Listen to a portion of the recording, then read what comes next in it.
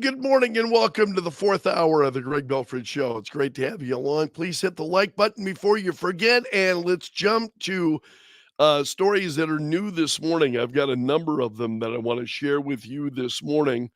Let's start with Karine Jean-Pierre. I talked about this a little bit on the air this morning.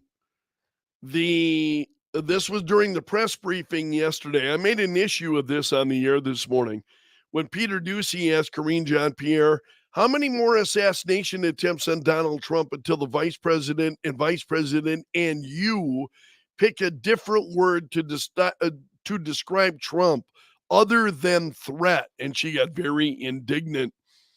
And I love the reaction here from Ben Domenech.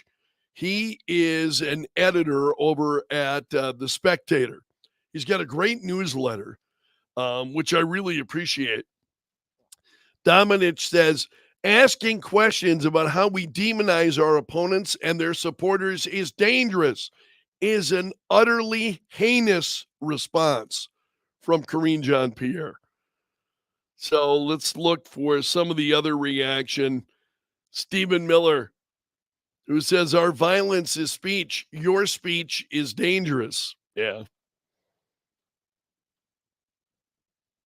Tim Young, how many more assassination attempts on Trump before you pick a different word to describe him other than threat? Karine Jean-Pierre gaslights by saying it's dangerous for him to ask that. His tone is dangerous. She thinks you're stupid. Yeah, I don't think there's any doubt about that. So some of the reaction, and I was quite, I was on about it this morning. Yeah, I was on about it a little bit this morning. So, and I think for good reason. And you're seeing others who are responding similarly. And again, Ben Domenech over at the, I really appreciate it. He's got a great newsletter that you can sign up for. He's got a free version. He's also got a paid version. And I've thought about increasing to the paid version because he's pretty insightful, Ben Domenech is. All right, let's see what else is going on this morning. There is a story from Axios that, again, it's just a little bit too much. Get a load of this. Progressives hope, the headline is, progressives hope that Kamala Harris border shift is temporary. So she's out there, as you know, she's talking about the border. We got to get tough on the border. She's totally taking that issue from Donald Trump, trying to make it her own. And Axios says why it matters. Democrats are temporarily uniting to stop a second Donald Trump presidency, but immigration could immediately splinter the party if Harris wins in November. Some progressive groups are quietly hoping that Harris' tough on the border rhetoric is just a posture to help her win in November and that she'd govern close to the more liberal stances that she's held. I guarantee you she will. I guarantee you she will. It is absolutely posturing for the election. And so, but isn't it interesting? These progressive groups are quietly hoping that it's just they understand the lies. In other words, why she may have to lie about what's going on with the border. Oh, Denise said the Amazon story had me hot this morning, but I couldn't call in because I'm working hard at my desk in the office. Denise, God bless you. Thank you so much, first of all, for listening. That Amazon story, I really love the call. Did you hear the call from Greg regarding that? I used to hear from Greg a lot, and now I don't hear from him like a number of my callers. There are those, calls kind of, go in spurts. And for some people, and some callers, I hear from them quite often, and then I don't hear them at all. They're still listening. They just don't call. And so it was really great to hear Greg call this morning and react to that Amazon story. Jeff, good morning to you too. It's good to have all of you aboard. I really appreciate it. Thanks so much for all of you. Okay, let's see what else I've got to share with you. I do have a few other stories that I wanted to. Denise also liked Greg's call this morning. Yeah, he, he's a great caller. I wish he'd call more often. The Let's talk about Senator Tom Cotton on CNN yesterday. Senator Tom Cotton and Caitlin Collins clash over in vitro fertilization. The quote, by the way, you see there, "You're not going to stop me there." That is Senator Tom Cotton. And I love this. I love it when we see Republicans who are standing up to these bullies in the media, who will stand up and will not let themselves be interrupted. A lot of people are raised to be polite. We live in times that where politeness does not take you very far. You know what I mean? Politeness just doesn't. You just can't be polite with some of these people, especially in the legacy media. And so Senator Tom Cotton got into it. And he said, then, "No, Caitlin, you're not going to stop me there." And so it goes on. Usually that's the stories begin with the boom, with the big comment. So let's roll it back here a little bit.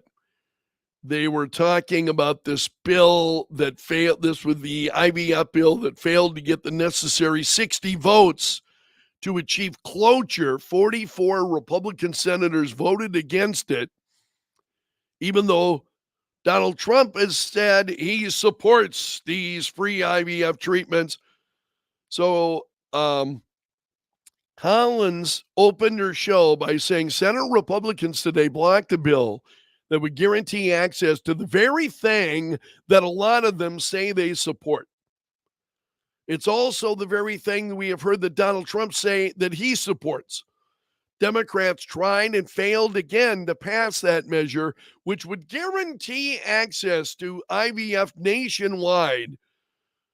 And so then Collins introduces Tom Cotton and he says, "Well, Caitlin, first off, I have to correct almost everything you said in the lead in there, almost none of which was accurate about this bill. First off, there's no risk to IVF in this country. All 49 Republican senators, along with President Trump, support IVF. No state restricts or bans IVF." Collins says, "I didn't say that in the intro, but okay, go ahead." Cotton then said she did not mention other aspects of the bill. And he said, "Access is guaranteed in all 50 states right now.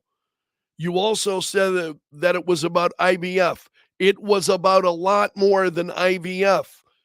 Get a load of this, because this is where the real meat is. Democrats are trying to make this, whole battle over in vitro fertilization. And, this is what Democrats are fighting for. So Cotton went on to say the bill would mandate coverage for experimental, controversial procedures like cloning or gene editing, or providing fertility treatments to men who think they're women, whatever that means. That's what Cotton says. Would also imperil religious liberty. Cotton accused Democrats of attempting to force Christian hospitals to provide fertility care that runs counter to their faith, which is something we have seen before. And then Collins tried to stop him. "Okay, Senator, let's stop you there." And he said, "No, Caitlin, you're not going to stop me there, because you're misrepresenting what the bill is all about."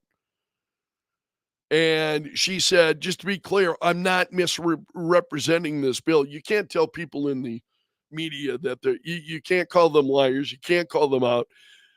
They are always right. Don't you people know that those in the legacy media are always right? Just we certainly saw that during the ABC debate last week. So then she went on. But that's an incredible story. So again, what Cotton is saying there about the excuse me here for just a moment.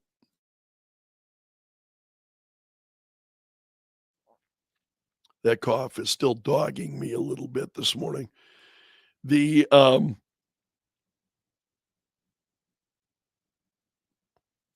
what Senator Tom Cotton is saying. Here we go. I think I've got that up there. There it is. The that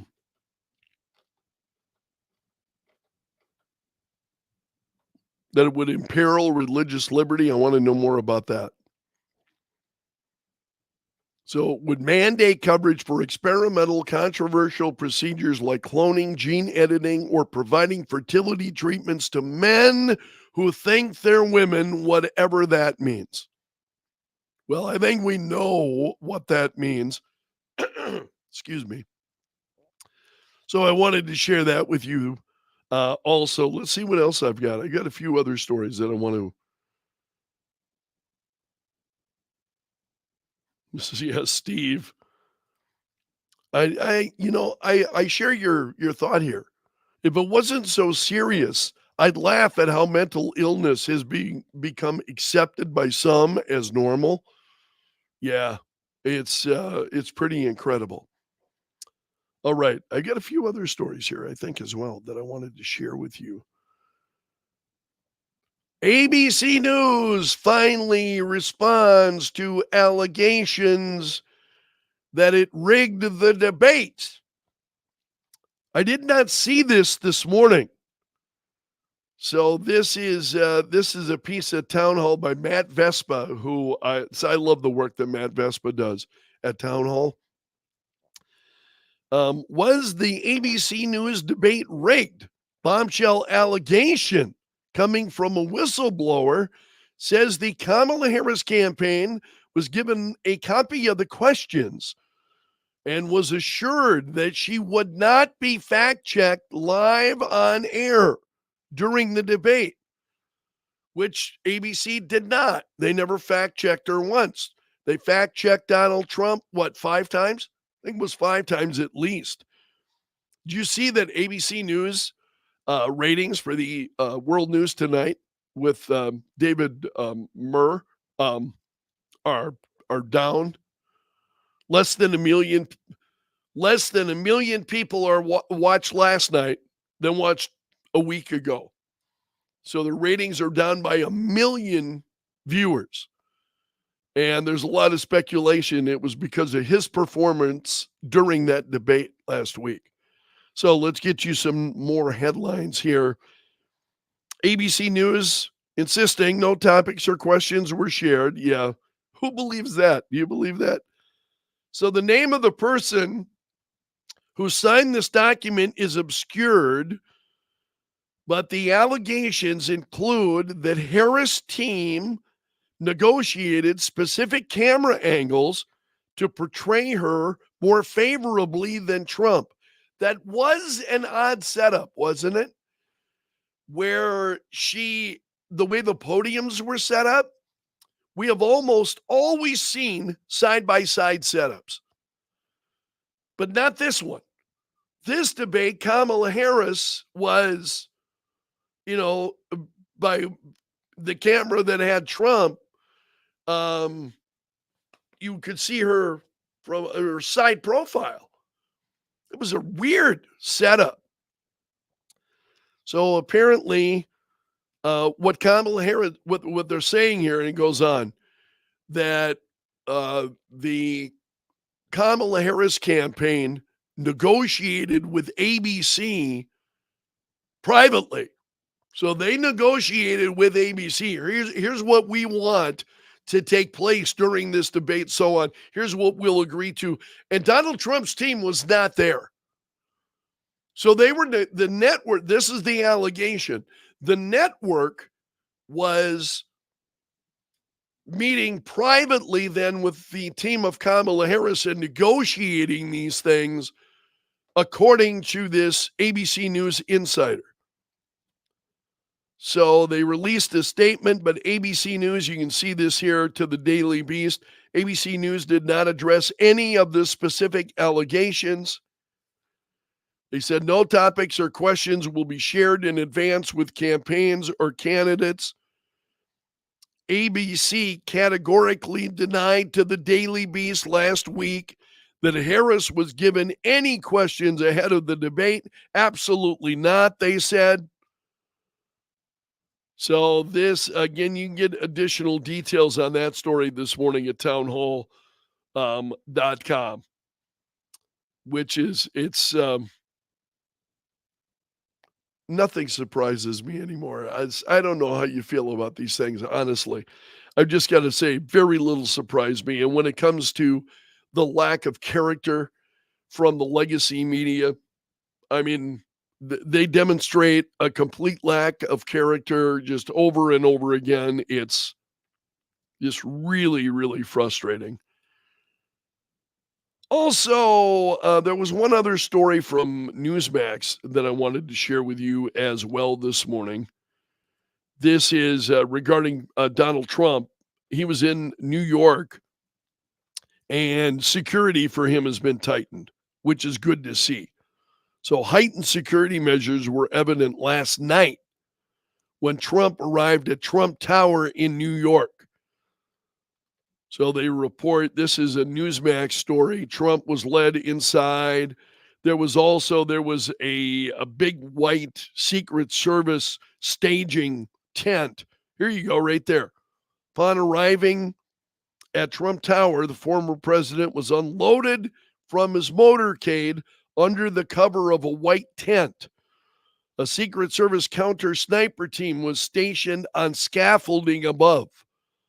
Law enforcement sources say that Trump and his team and his family are being treated to extra security details larger than that of any other former president receives.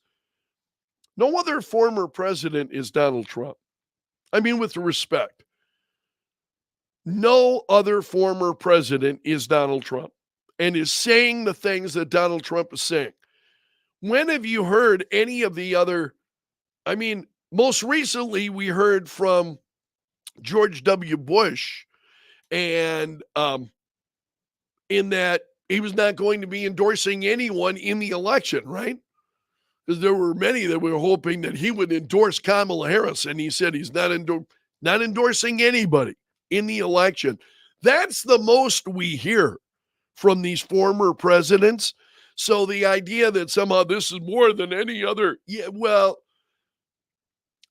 you don't have to be a brain surgeon to understand that Donald Trump is facing threats that none of these other former presidents are facing. And I'm not saying I wish them well or wish them harm or any kind, saying nothing like that.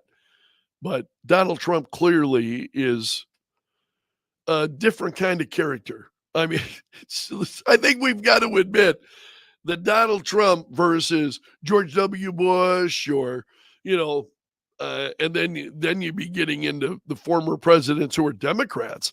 What does Barack Obama have to fear? What does Bill Clinton have to fear? Donald Trump is the guy who's really, I think, whether you love him or hate him, it's become about a lot more. One of the reasons why the whole thing about the rhetoric and Democrats in denial, as I was quite in a froth this morning about, the comments by Karine Pierre with Peter Doocy over at Fox News. What about this? You continue to say that Donald Trump is a threat. What about this rhetoric? Oh, what this White House has done so much. We have done so much. It's just, man, it makes you sick to your stomach.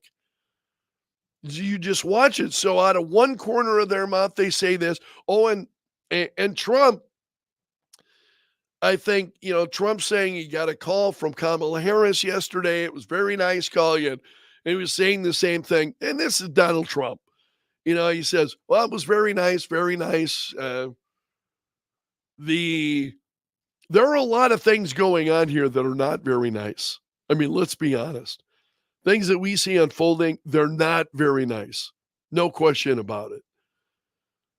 So it's pretty incredible. The I I know this is great. David said, by the way, greetings to you in California, my friend. David's in California. He said, so the shooter was camping out in the bushes for 12 hours and nobody noticed. I know, isn't that just wild? And then you had the Secret Service. And I had this story. Let's see if I in the stack of stuff. I got the stack of stuff here. The they did not search the golf course.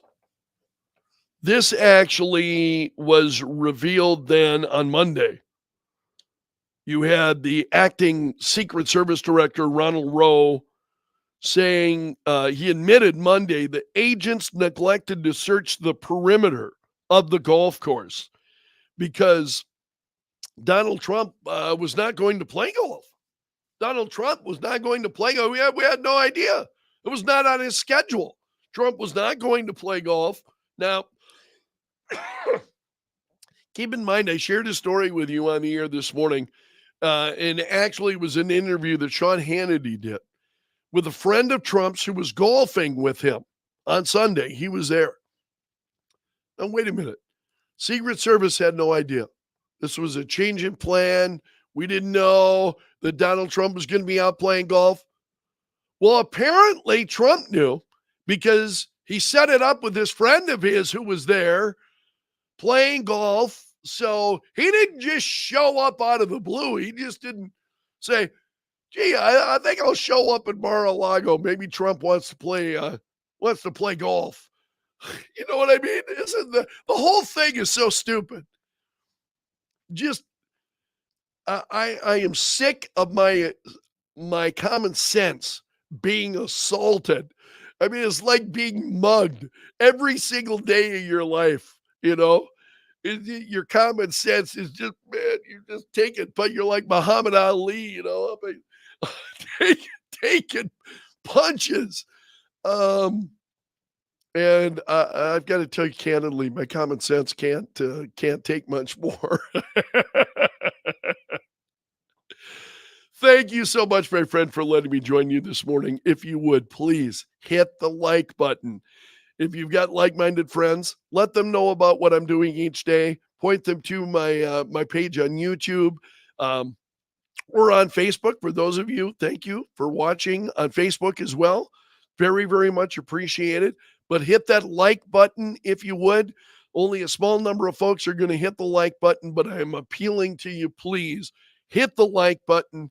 Let other people know about what I'm doing. It would be very, very much appreciated. And we'll leave it there for today. I wish you well. Take care, my friend. Have a great Wednesday. So long until tomorrow, and may God bless.